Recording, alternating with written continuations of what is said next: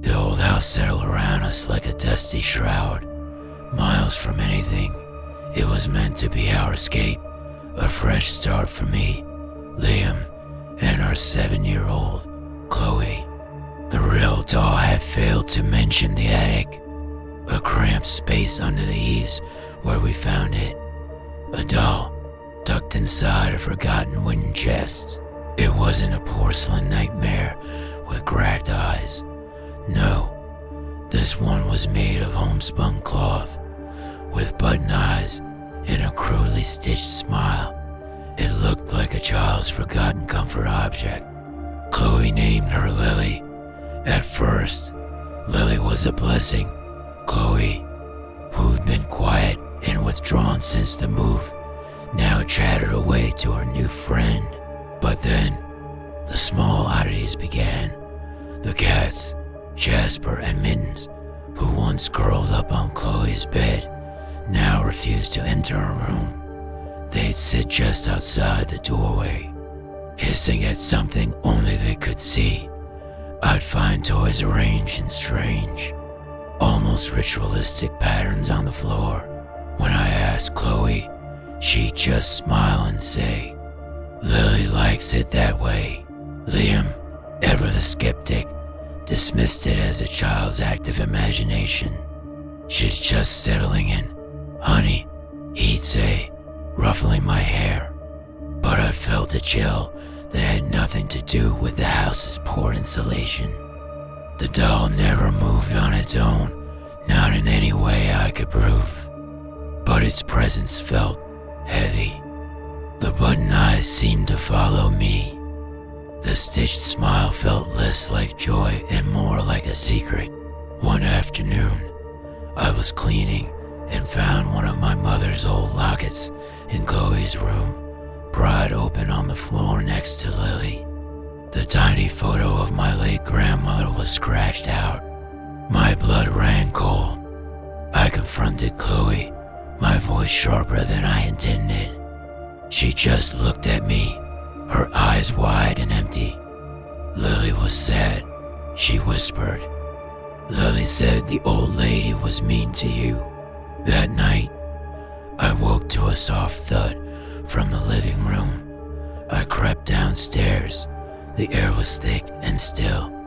In the faint moonlight filtering through the window, I saw Jasper, our boisterous orange tabby, lying unnaturally still by the fireplace.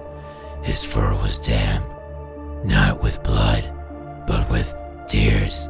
It made no sense. And sitting beside him, propped against the log, was Lily. Her stitched smile seemed wider, more triumphant. I snatched the doll. Its claw felt strangely cold, almost damp.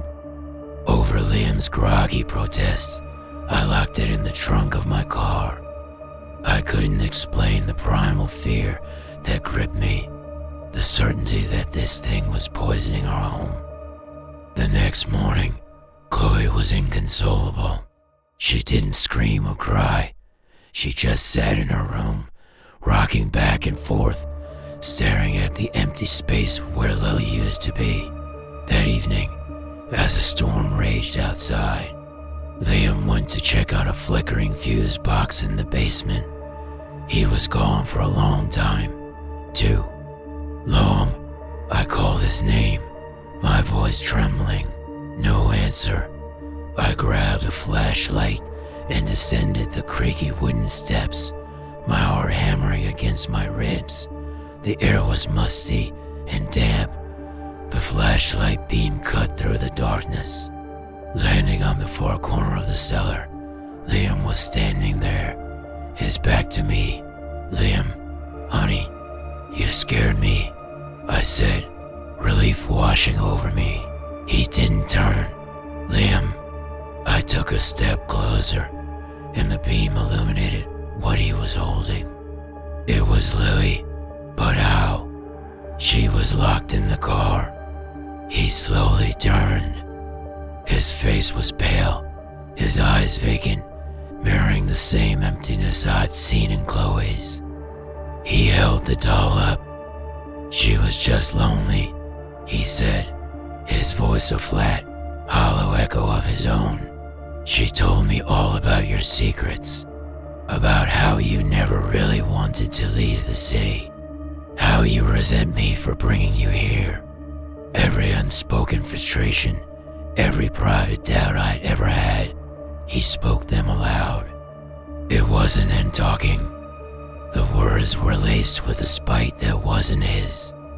The doll's button eyes stared at me, and in that moment, I understood. Lily didn't move things. She didn't whisper in the dark. She drank secrets. She fed on unspoken resentments, pulling them to the surface and twisting them into weapons. She wasn't haunted. She was a vessel for the quiet darkness that lives inside a family. And now, she had found her voice in my husband. The stitched smile looked wider than ever, and from the top of the stairs, I heard a small, quiet giggle. It was Chloe, and she didn't sound like my daughter at all.